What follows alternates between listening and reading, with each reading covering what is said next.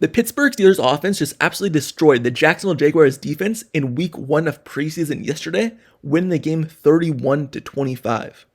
So, Steelers offense put up 4 touchdowns, got everyone involved, and put on a masterclass of how they want to do stuff this season. But first, before I get more into why they were so dominant, make sure you subscribe to the channel and turn notifications for everything Pittsburgh Steelers news and updates.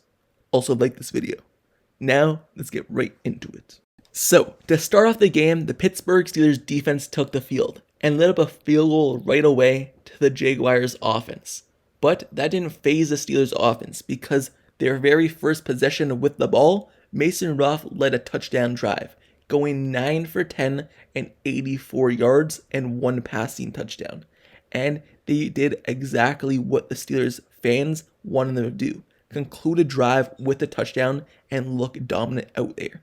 And even though this is just preseason, it was the Steelers' backups going against the Jaguars starters, meaning that it actually had more on the line for the Steelers than the Jaguars. And the Steelers were able to show that they could still do stuff, even though it's not the starters out there.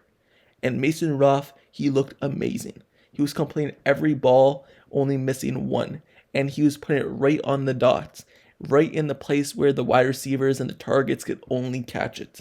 And it led off with a Darnell Washington touchdown up the middle. The Steelers were actually able to hit the seams very well on that first drive as well. And that's something that the Steelers lacked the last few years, not even targeting the middle of the field. But in the very first drive, getting Roman Wilson over the middle multiple times, and then also getting Darnell Washington over the middle for a touchdown, it just proved to Steelers fans that maybe this season is different in terms of what the offense could do. And that's why they're able to be so successful in that first drive in this game, because they were hitting the middle of the field. And when you hit the middle of the field and you actually make the catch, big things happen. So the Steelers were able to be dominant because of that. And Mason Rudolph just looked amazing, probably one of the best backup quarterbacks you could ask for in this league. And glad to have him back as a Steeler. Now, another reason why the Steelers were able to win this game is because they got everybody involved. After Mason Rudolph went out, Skylar Thompson stepped in, and he completed 20 of 28 passes for 3 touchdowns and 233 yards, and he was able to share the football around.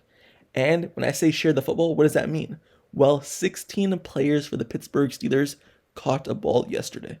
And when you get that many people involved into a game, good things happen.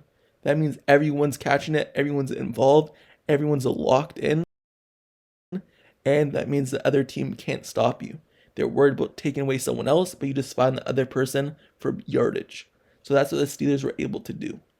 But not even just that. The reason why the Steelers were able to get so much targets involved and so many touchdowns in this game, putting up 4 and points, 31, it's because the offensive line was actually giving the Steelers time to throw the ball.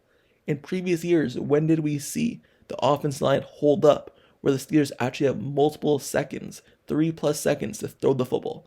We just hadn't seen it.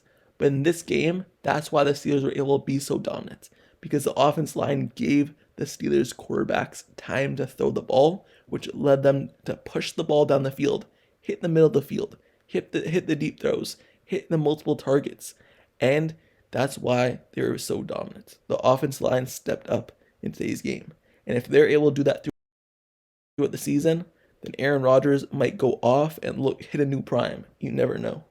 But it's obviously just preseason, and the starters only really played one series out there in terms of the offensive line, but they were dominant in that one. But just all throughout the game in general, that's why we won this game. Because the targets got involved, 16 players, but obviously because the offensive line as well was able to block and give the quarterbacks time. And the quarterbacks were actually able to do their job and hit the passes and make their completions.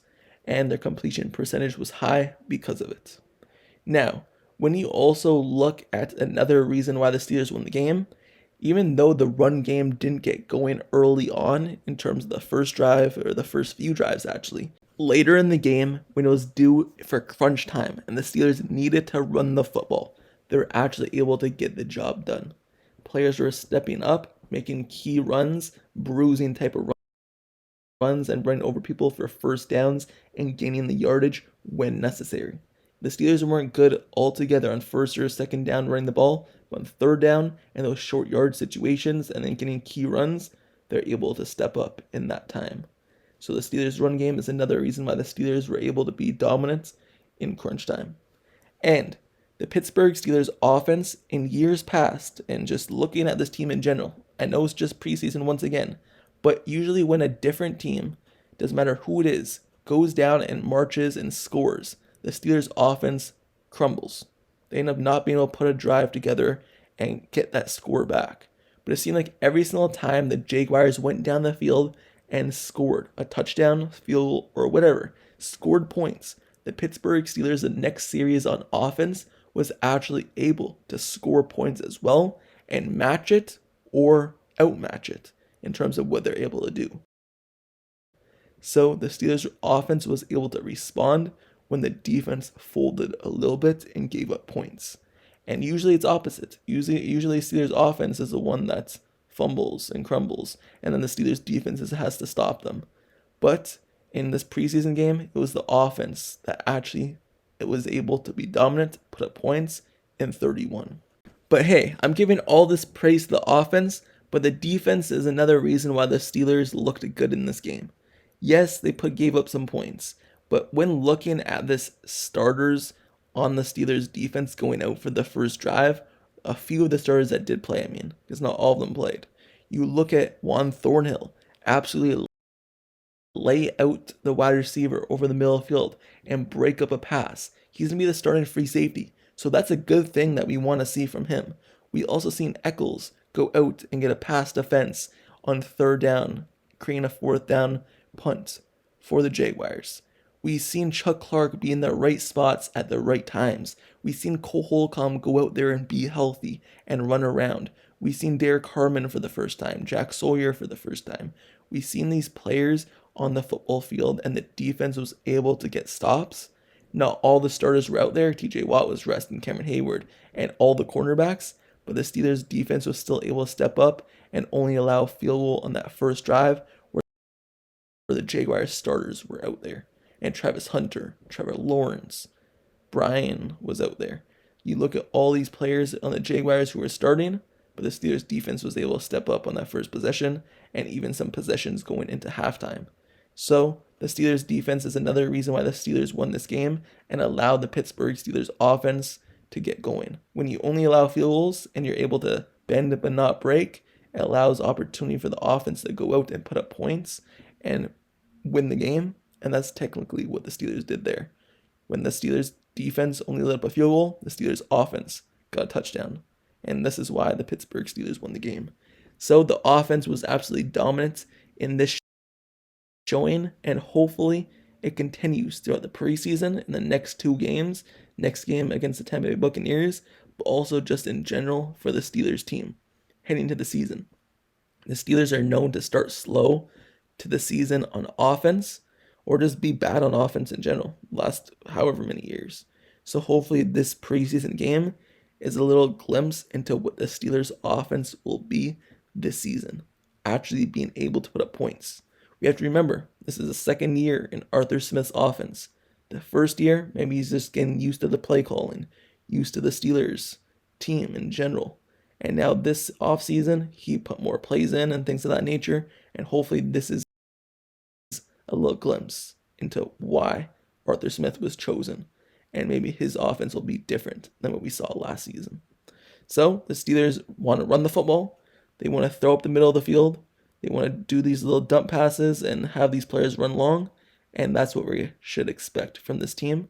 But the Steelers were also able to hit the deep balls as well.